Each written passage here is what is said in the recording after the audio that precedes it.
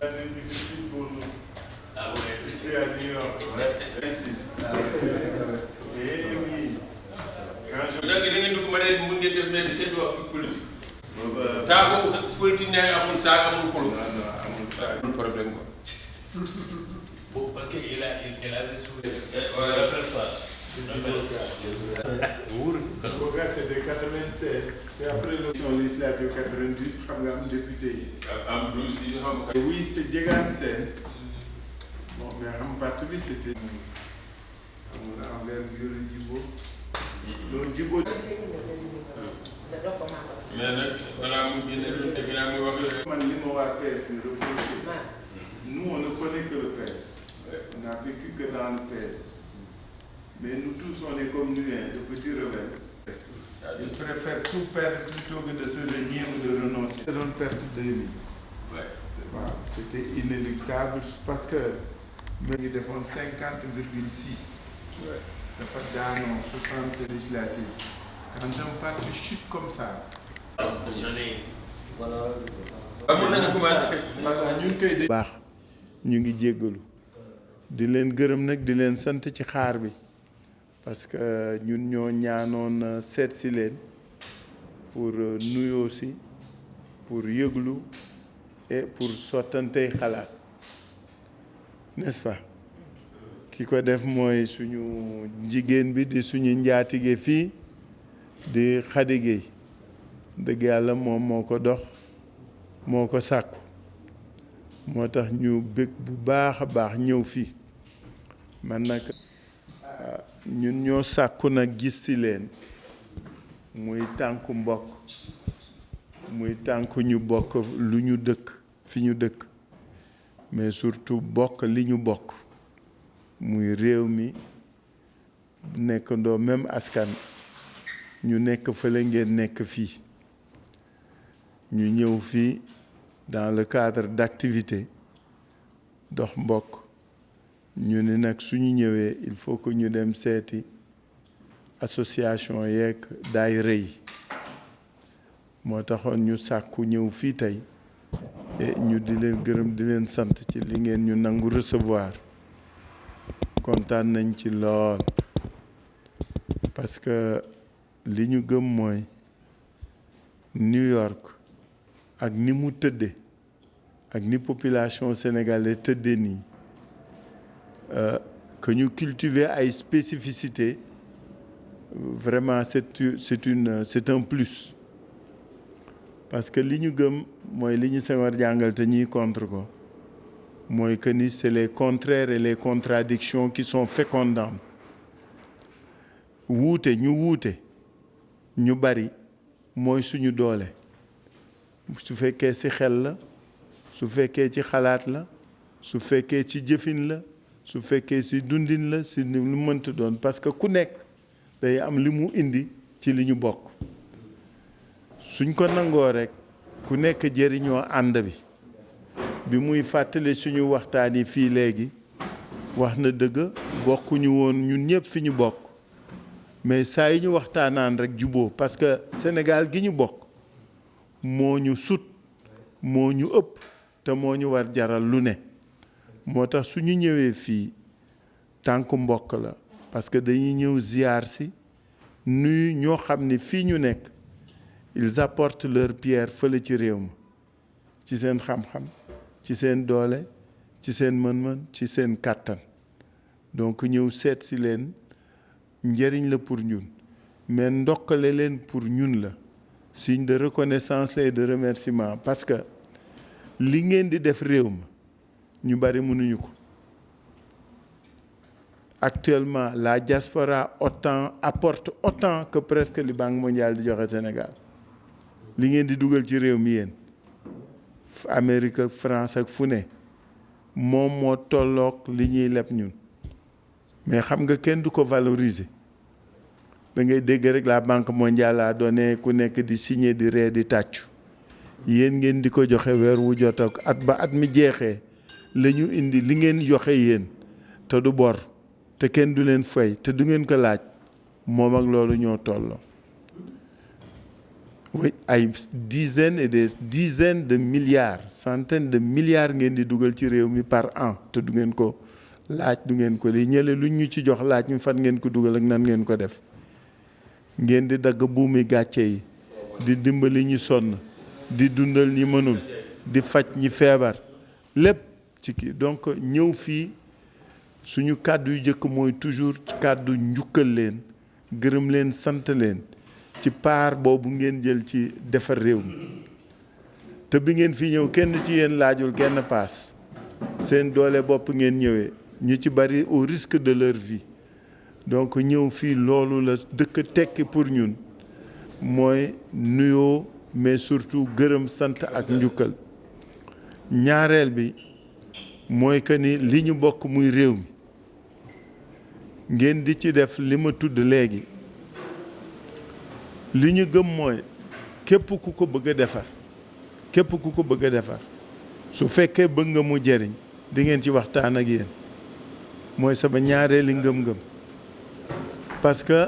paaka ñaari boor ngeen yéen. nu ngeen doone paaka ñaari boor da ngeen root ci dëkk ba indaale ko fii, roote fii yor ko. wóor na ma ni li ngeen jànge fii ak li ngeen jële fële aujourd'hui yéen a mën sax ay ingénieur. parce que transfert de technologie yi nit ñi di wax yéen da ngeen koy dund, da ngeen xam fii ni ñuy dundee. je suis sûr qu'au plan de la mentalité, de l'état d'esprit, de la rigueur, macha allah. moo tax ñun ñu gëm ni ku bëgg a defar suñu réew il faut que mu amal leen place. su leen amalul place ngeen wut seen place, suñ leen wutalul place ngeen jël seen place. par force da ngeen war a bokk. loolu mooy solo, deuxième solo tànk bi fii ñun li ñu gëm mooy ak li ngeen di indi, mais surtout li ngeen xam léegi ak li ngeen mën léegi njëriñu réew mi la. seet leen tous les pays d'émigration en Europe et même dans le Maghreb, jëlal Italie, jëlal Portugal, jëlal Espagne, jëlal Maroc, jëlal tous ces pays d'émigration. kan moo tabax réew yooyu tey? diaspora bi dellu wala diaspora bi rapatrier la mu liggéey moo ko defar. et Hassan II mi gën a muus ci africain yi diaspora am la defare Maroc. aujourd'hui seeni moroom c'est toute sa diaspora américaine et canadienne ñoo yor économie Maroc. et mu jiital ci ndaw ñi, jiital ci jigéen ñi, wóolu leen nag. suñu réew toll foo xam ni defaraat ko ñëpp ci am seen wàll ak seen place. damay wax naan le Sénégal de 2023 2024 c'est le Sénégal de tous les possibles. moom xam na ñun dañ nekk ndaw nekk ci nguur goo xam ni ajustement structurel rek la fa nekkee ak wàññi yokk xaalis ak yokk dépense. muy parti socialiste ñun ci loolu la ñu yare. ajustement structurel, inflation, dévaluation. bi réew mi di xaw neex muy Wade ak Macky Sall ñu def ay choix de développement mu am lu mu jur ci lu am njëriñ, mais ba léegi gap bi nga xam ni moom moo tax Sénégal doon pays en développement dañagul. pourquoi ma naan ren 2024 jëm kaw si le Sénégal est de pays de tous les possibles. benn mooy européens yi buñ ñu jox mauvaise conscience. ji nga suñu démographie bi réew xale yi li mu ndaw c'est un atout, c'est pas un handicap. ay jullit lañu, ay ñu gëm yàlla lañu, dañuy defi njaboot, dañuy juri doom. c'est un atout. Asie, Chine, ñoom ñu ku leen ëpp nit, Inde, mais sa nit ñooñu nga am da nga koy def na mu doon atu bi ngay développer sa réew. ci jàngale, ci xamle, li tubaab naan donner le savoir-être et le savoir-faire. Sénégal moo dàq jàngale fii, mais ñëpp xam nañ ni suñu handicap mooy nit ñi amuñu métier. da ngay jàng ba ni arta munoo def dara. il faut ñu ajuster wu. ñetteel bi yàlla may ñu nag loo xam ni ñamu ko may ñëpp du malédiction à part Afrique ñu am léegi pétrole am gaz am zircon am phosphate am fer am nu mu tudd or am marbre c'est-à-dire yàlla may nañu ren diggante ñetti at yi ñeenti at yi loo xam ni réew yi ko am yëpp dem nañu sauf Afrique seetal pays africains yi ñoo ëpp pétrole ñoo am gaz bu ci développé jëlal toute l'Afrique centrale ou tous les pays de ce qu'on appelle le golfe de Guinée ñoom lépp la ñu am nañu ndox taw macha allah am nañuy kii minerai am nañuy ressources énergétiques ku fa développé jëlal réew arabe yi Dubaï Qatar Arabie Saoudite c'est les mêmes ressources lu tax fële mu indi fa naataange fii mu def fi lu dul ndóol c'est-à-dire yooyu lañ bëgg di waxtaan ak yéen parce que yéen a koy dund fii yàlla may na leen xam-xam boo xam ne ak lu ngeen dund fii am ngeen rigueur ak xàmmee ak ràññee boo xam ne da ngeen war ñëw bokk ci li ñuy liggéey réew mi seetaan bi moo waratul c'est pourquoi je dis le Sénégal est le pays de tous les possibles et qu'à partir de 2024 mën nañu am beneen réew doore ko ci defar nit ñi ci xel yi ci xalaat yi ci xoolin bi ci jëfin bi ci defin bi yooyu révolution yooyu la ñu yaakaar ni ñun war nañ ko def te kenn duñu ko defal te ñun ñoo koy def te fii nag États-Unis ngeen nekk xam ngeen ni fii amatul luñ fii inventé le Sénégal est un pays mënoo fa sax defar puso sax mënoo ko fa defar te frigidaire mënoo ko te yooyu soxlatoo licence xam ngeen ko yéen ma gën a xam fi ngeen ci ngeen di dunde c'est-à-dire ñun li ñu gëm mooy c'est une alliance entre les Sénégalais de l'extérieur et nous qui sommes restés au pays ñu alliance boobu mooy doxal réew mi man loolu laa gëm parce que am ngeen savoir bi am ngeen xam-xam gi mais dund ngeen ni lii yàlla wërsëge ñu muy pétrole muy gaz si on l'utilise bien dana jëriñ réew mi sinon nag on subira la malédiction du pétrole et du gaz comme tous les pays d'Afrique centrale piège yooyu la ñu war ñun ñëpp xalaat te yéen ngeen am ci rôle man li ma gëm mooy defaraat réew mi yomb na liggéey réew mi yomb na mais nañ jox ku nekk wàllam ak place am moo tax su ñëwee di leen seet si du pour wax leen lan lañ bëgg a def c'est pour avec vous échanger sur le pays actuellement et nan la ñuy àndee liggéey ku mel ni ñun suñu chance mooy on a eu des responsabilités d'État on n'avait pas 25 ans bariwul mais ñun yàlla may nañu loolu on a été ministre député et maire et tout ce qu'on veut ci wóolute mais aujourd'hui man damay am kersa parce que dama ni réew mi fi mu toll waroon na weesu fii su fekkoon jël na ku nekk ñu jox la sa place ku nekk ñu boole ko moo tax ku mel ni man amatuñ droit def erreur moom laa doon wax ak président Wade ma ni ko sawar nga bëgg nga li la manqué rek da nga amul expérience su état soo amoon expérience su état bu jiitu comme suñu bos dana changer gis nga ñun li gars yi am 2000 ba 2020 suñ ko amoon 78 ba 2000 Sénégal mel neneen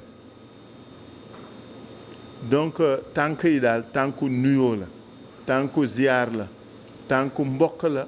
tànku ñu ñëw root si ci yéen la mais tànku invité leen ni suñu réew en tout cas ñun suñu ko yàlla joxee par force da ngeen di bokk damay wax rek ñaari exemple ay joxe yam foofu président benn bi mooy xool leen li ngeen di def fii ay droit ak pension yi ngeen fi am ñaata ngeen di cotiser muy fii muy feneen ça fait combien de milliards au lieu ngeen di yóbbu xaalis bi naam ñu dimbali way dëkk ba baax na mais su ngeen ko defoon un fonds d'investissement comme avaient fait les Marocains et comme font les Chinois quand ils rapatrient l'argent ngeen jël seen yooyu du li ngeen di dem parce que xaalis bu ñu denc la fële ñu bari ci yéen suñu retraité dañuy ñibbi duñ ko fayeeku sauf ñi ci am fu la ñooy fayeeku loolu ñu jubóog yéen ñu waxtaan xaalis boobu ñu def ko un fonds d'investissement bu ngeen yor yéen bu ko gouvernement yor ngeen dajaloo seen bopp yéen Amérique yéen Europe ngeen gérer ko xoolal force de frappe boobu fonds d'investissement am c'est-à-dire idée yu mel noonu ñun la ñu jànge ci suñuy échec gu bopp parce que dañu yaakaar ni waroon nañu def lu ëpp loolu bi ñu nekkee nguur PS mais ñu xool ni ñeneen di liggéeyi xool leneen ni nit ñi doxale mais surtout yàlla wër sëgale Sénégal li nga xam ni moom la ñàkkoon mooy des leviers yu ko mën permettre mu investir ñu éviter la malédiction du pétrole et du gaz gis nga pétrole ak gaz Amérique bii xam ngeen ni kenn ku ko gaz ak pétrole est-ce que mi ngi koy exploité laalul sax le tiers de ses réserves parce que yooyu soo ko amee muy xaalis bi muy richesse bi da nga koy def levier pour di wuti xaalis mais doo ko laal moom laa président Macky Sall man ko erreur bi ngeen commencé def mooy bi ngeen yaakaaree xaalis bi ko dugal ci budget xaalis boobu doo ko laal li ngi mel ni yow tey soo xam xaalis sa banque sa kër gi nga tay le nan la c'est la même chose xam nga mi ngi yaa ngi ko yor yaa ko moom mais moom nga garanti pour liggéey wut loo liggéeyi doo perte sa kër te di ngi liggéey loolu la ñu bari di utiliser seeni ressources énergétiques maa ngi bari wax yaa ngi bari parce que damay tàng c'est normal dama ñëwoon daal pour gërëm leen sant leen nuyu leen wax leen ni seen mbokk mu am yaakaar ci yéen la seen mbokk mu am yéene ci diaspora bi la parce que li mu gëm mooy yéen a ñuy àndal pour ñu def ko parce que mën na ngeen boor bi mën na ngeen boor bi alors kaay leen lu bari li ngeen mën fii te nangu ko fii kaay leen indi ko ci dëkk bi maa ngi leen di gërëm di leen sax maa ngi ànd ak nag sama patron introduire ma ko mais mooy sama patron man nag dama ko bëgg féliciter d'abord. waaw kii maa ngi moom xam nga soo àndeeg nit ba booba amaguleen 20 ans pionnier dañu ànd ma ak moom ba léegi mu doon nit ku wóor nit ku jub nit ku fidèle dafa tàng ba ñun ñëpp sax dañ naan ko da nga bari histoire mais du tàngul dafa bañ dafa bari lu muy bañ te am lu muy bañ xadigee ñun ñëpp moo ñu gën moo ñu mën dund na lu ne mooy suñu bunt fii suñu ñëwee fii dama ko war rendre hommage parce que fii nag samay mbokk lañu xam nga soo ñëwee say mbokk bokkul ak soo demee feneen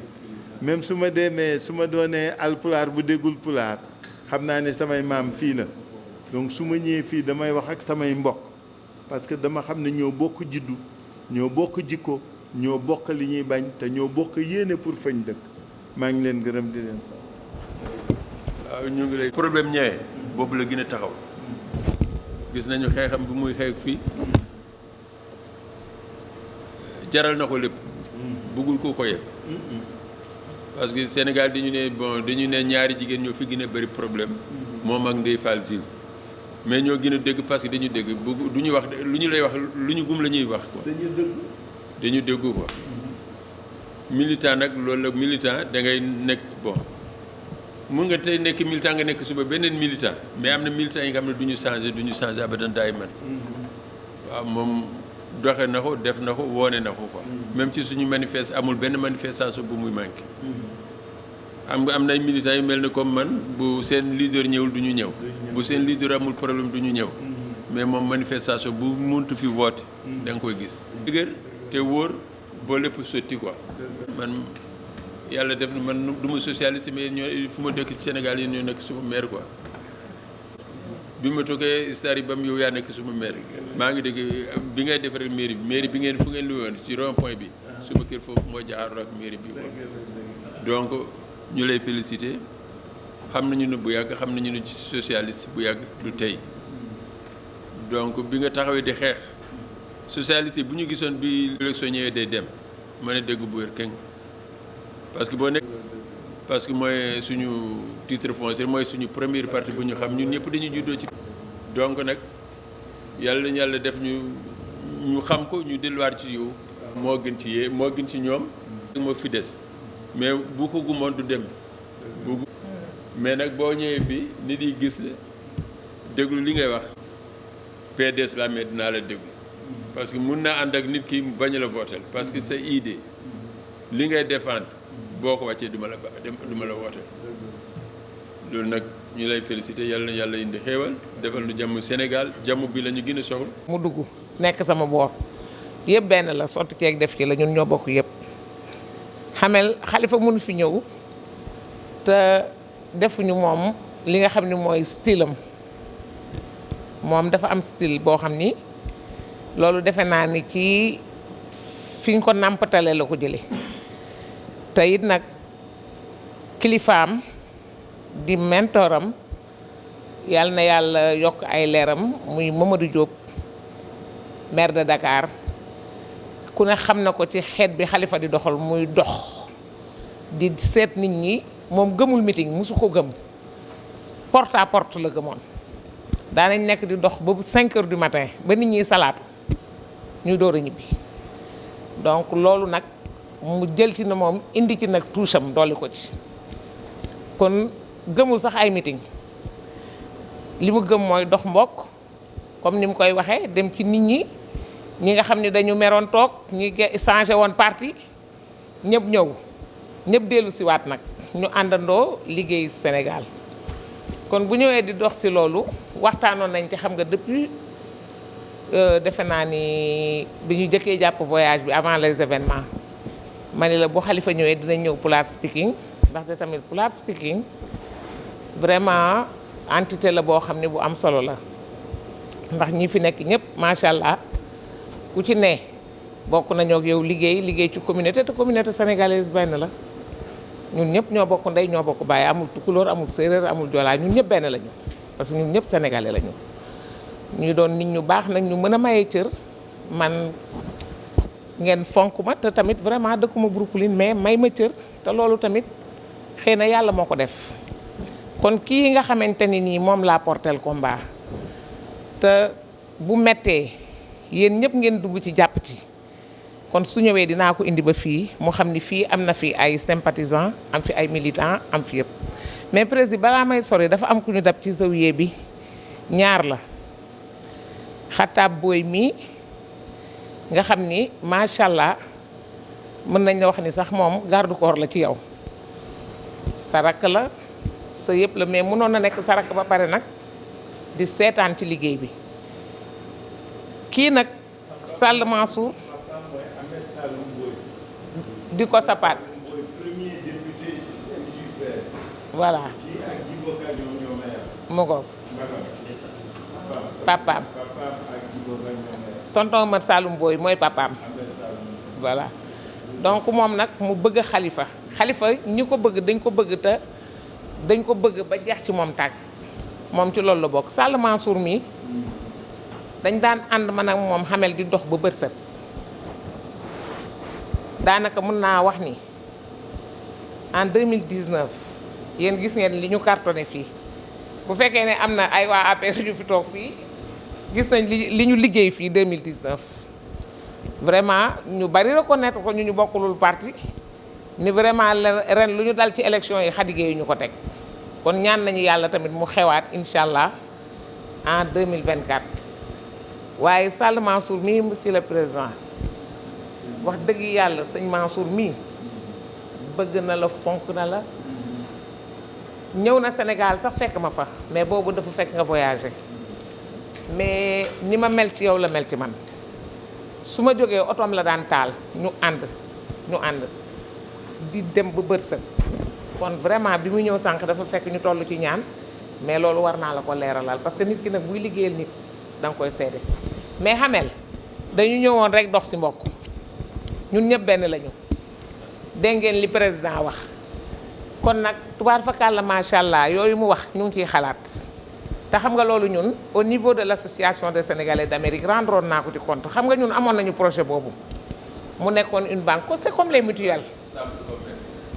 non pas chambre de commerce moo mucc parce que chambre de commerce biñ koy liggéey ak léegi yàggul boobu c'était en 2012 mais la banque moo jiitu loolu c'était avec les Hamel et autres. C'était avec les Hamel et autres ñu doon xalaat pour une banque des Sénégalais de l'extérieur la ñu waxoon te loolu mun nañ ko parce que prenons l'exemple bi ñu def ci mbay bi ak ndem si yàlla si Diop le maire kenn ku nekk $500 nga def ñaata million la ana xaalis bi bokk nga ci bokk naa ci ñun ñëpp ci bokk donc li ñu doon wax ci banque bi ba léegi ñun mën nañu retenir loolu mën nañ ko retenir parce que mën nañ ko retenir ñi mën a def $2000 def ñi mën a def $1000 def ñi mën a def ñu ubbi benn mutuelle au Sénégal c'est tellement simple nous avons tous les documents boo demee fii ñu jox la kayit nga dem fee ubbi ko fa vice versa donc loolu war nañ ci xalaat toujours président daf koy wax di ko waxtaanee mais ñun ñëpp war nañ ci xalaat Hamel yaa ngi jeexal incha allah dans 1 mois tu es encore jeune il faut que loolu yow xam nga ni li nga xam ci finance ah dama lay booleeg président il faut que ñu liggéey ci loolu au moins ñun ñëpp ñu ngi jege kii bi retraite bi c'est ça xoolal ñun ñii xoolal suñu banque boo ana xaalis bi léegi nañ def double te mooy gën a ëpp te non seulement loolu mais dinañ am ay instituts yoo xam ne fii dinañ ñu dooleel jox ñu xaalis nga xam ne banque bi day nekk fi nekk fe parce que am na ñoo xam ne fii ba léegi soxla nañu ay prêt mën nañ leen dimbali fii boo defee prêt tu n'as pas besoin de 48 heures 24 heures tout de suite ñu jox la nga indi documents yi nga war a dëkk loolu boo ko defee Sénégal mais yow kooku banque la boo xamante ni doo xam nu muy mel donc il faut que ñu man loolu moo gën a tax ma boo soxla woon yow sa rencontre ak le président parce que toujours président daf koy wax man nag su amee ay messages yu muy jàllale dama am yoo xam ni daf ma ciy ñor ba dama koy def man dama koy capturer rek téye ko donc banque bi bokk na ci tey dinañu arranger parce que dina jariñ ëllëg suñuy doom jariñ suñuy sët et tout xëy na ñun duñu dem ci banque wala ñuy lijjanti leneen ak leneen mais mën nañ def loo xam ni dinañ ci dimbali tous les Sénégalais de l'extérieur yi nga xam ne nii tamit xëy na doole amul vraiment il faut ñu approfondir réflexion yi Hamel boo jeexalee ci loolu et ñu teg ko sur place donc loolu moo gën a tax nag ma insister à ce que président ñëw fii boo léegi les membres PS yi fi nekk ak sympathisants yi ngeen jàppale ko li may wax ci rajo bi Samba si nga di ko dégg yar bi laa xam ci moom bi mu toogee laa ko gën a ma wax teggin yi laa xam ci moom tey laa xam ci moom jub laa xam ci moom toujours ma wax ko ci rajo bi ñëpp dégg ko ku ko wax loo ko war a wax ma wax la ko parce que nit ki tamit waxal ko jikkoom te yàlla tax Khalifa bëggul dara sinon kon ñun ñi ñëpp tey ay milliardaires la ñuy doon dara ndaxte tamit bu ñu waxee dama leen ni le plus jeune député ak ministre bi am Khalifa Ababacar Sall la xanaa ku ñëw da ngay topp ci ginnaaw waaw c'est-à-dire nag des fois il faut que nit ñi fouiller tamit histoire du Sénégal xool xam li ñuy wax fu ñu ko teg loolu tamit lu am solo la donc nitu valeur la nit la koo xam ne nii tamit comme ni ma ko waxee ci dialogue bi aussi nit la koo xamante ni mënuloo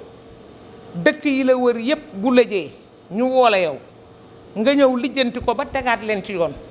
yow sa dëkk am problème ñu ni ñëwal nga ñu toog waxtaan nga ni doo waxtaan yow bu boobaa yow say naataangoo dootuñu am respect ci yow parce que ñoom lu leen jaaxal yow la ñuy woo donc te réew nag dama ne xeex yi gën a metti autour d'une table la mujjee te ci négociation la mujjee ku négocier wul tey di nga négocier suba kon ñun demuñu pour toog te nee naa leen it du nit kuy soumettre fenn maa ko jël engagement fii du dégg nga ko Samba si ma ne leen loolu bu amee man maay ci koy jëkk a bàyyi parce que xam naa du ko def du nit kuy soumettre ci kenn mais nag nañ waxtaan teg réew mi ci yoon bàyyi histoire beeg xuloo beeg xeex bi vraiment loolu ku bëgg jàmm nag buñ la ci woowee war nga wuyu vraiment daal bëgguma guddal parce que nit ñi dañuy reeri Hamel xam naa ni fii ñi ñu waroon recevoir ñu ngi may wax ni ma xale yëpp ñibbi nañ ci salon yi donc xëy na dañ koy reporter rek alors ñu ngi leen di gërëm di leen sant di delluwaat di gërëm suñu kilifa yi nga xamante ne nii tamit vraiment nit ñu baax lañu di gërëm waa Pulaar Pikine yëpp di leen ñaan ngeen jàllale suñu message ci ñëpp maa ngi baalu àq ñam merci monsieur le président. waaw politicien bu njëkk a ñëw. très important dafa am ñu nekk ci salle bi dégg ñu wolof bu baax dama bëggoon ngeen jox Hamel micro mu comme ça ñi dégg wolof mbooloo nekk li nga wax c'est très important ak lu jigéen ak madame li wax. o wawano arde leydi ndi mbimi o wi o wara ha ɗo tawa yettaki en donc o ara salminde en juurade en e wossodirde meɗen hakkillaji o haali haala d' abord diaspora e importance muɗum haalisaji ɗi yimɓe neldata toon ɗi o wi ne tolno e ko Sénégal ñamlete alle mum hewde haalis donc o wi diaspora o ko diaspora o Sénégal aji wonɓe à l'extérieur ɓe ko yimɓe waɗɓe fayida no fewi ngal ɗon fayidagal noon o haali ɗum tigui rigui ko ɓuuri raɓɓiɗe haala ko omo yiiɗi andinden tan e ko jogoto foddanede hirande ujunaje ɗiɗi e nogas nayyi somboji garoji ɗi woni kam lamade leydi Sénégal ko hen jeeya omo ñaagui ballal je crois que ɗum tan woni conclusion o mo ñaagui yimɓeɓe nde ballatamo Khady Gueye ganduɗa hoore ma oɗo eɗen mo gandumi no fewi par ce que c'est vrai gandumi Khady Gueye ko 1994 e association des Sénégalais d'Amérique o woni hen o haɓama hen no fewi donc Khady ko PS no meeɗi wonde Khalifa Sall ni haale makko wi wonde ko neɗɗo nunduɗo to banggal relation ni ɓe kaali haala pourquoi pas ni diaspora was wadde ɗum miijade wadde ɗum banque mo ganduɗa hoore ma ɗo eɗen taw ko banque meɗen enen diaspora ene waɗi ɗum kadi o wi ko hunde nde gandama ɗo yimɓeɓe pour wadde miijade hen tigui rigui je crois que so meɗe tonga wasa judde ko ɗum tan lu ci des mooy Khalifa on te remercie beaucoup ndax amul sénégalais ku xamul Khalifa ani boy xamul lu Khady wax nag dëgg la ñaar xam naa ko sénégalais xam nañu ko ci yow mooy teggin bi teey bi ak yar bi oui c'est très important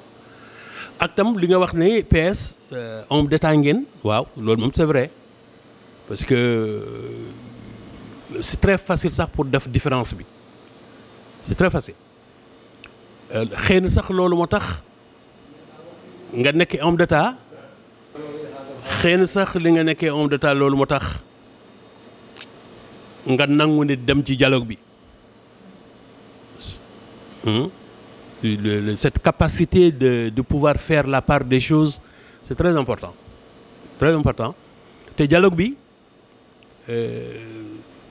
li nga fi demee positif la lu positif la parce que réew bu amee ay problème lu dul jeex laaj na nit yi autour de la table ñu waxtaane ko képp nag ko xam ne nekkoo ci table bi tu es absent doo ci seddoo c'est ça en fait le problème loolu tam dëgg la alors kon dialogue bi bu ngi ci demee c'est lu positif la lu ci des nag mooy fii moom ku nekk am na parti am politique extra mais je sais aussi qu'il y a beaucoup de gens yoo xam ne ñu ngi wax sa wax c'est vrai lu ci des mooy loolu rek on attend là en 2024 voir l'évolution des choses jusqu'à présent rien n'est encore clair au Sénégal affaire bi ba léegi dafa lëndëm l'avenir au Sénégal doy na waar parce que jusqu'à présent il reste c'est vrai que le président nee na nekkutul candidat nous avons tous applaudi ndax franchement man je suis carrément faut le féliciter xalaat boobu féliciter parce que sincèrement ci foofu nag bettuwuma man parce que je sais que je disais j'ai une radio je disais aux gens là xam naa ne Macky du def troisième mandat du ko def et j'ai eu raison devant ces gens là ñu yaakaar am sax ñu yaakaar ne xëy na dañu ma déy waaw xam sax ñu yaakaar ne or que dama xam ne rek di ko def parce que Macky sincèrement grandeur am dépasse na loolu et il a bien compris ça bon maintenant on va laisser le temps au temps rek def naa ne loolu la on laisse le temps au temps et puis voir encore plus clair lu mu la wax parce que affaire bi dessin bi ba léegi xamuñu lan la jusqu'à présent le Sénégal est la situation est très confuse jusqu'à présent xamuñu fan la xamuñu ñan lañu et cetera donc on attend on attend ba léegi moom bon la situation mu ngi noonu rek je crois que tu war nga comprendre li mu bëgg a wax ah voilà loolu rek et puis on te remercie beaucoup ah s'il y a des gens yoo xam ne bëgg nañu intervenir rek après rapidement on les libère waaw s'il y a des questions bien sûr s'il y a des questions. bëgg laaj dara dañuy waxtaane man lu ngeen ma laaj rek man militant laa lu ngeen ma laaj en fait est-ce que ça fait partie mais bëggoon naa la laaj wax dëgg yàlla je sais pas nag ndax mën nañu la situation d'Ousmane Sonko au Sénégal voilà.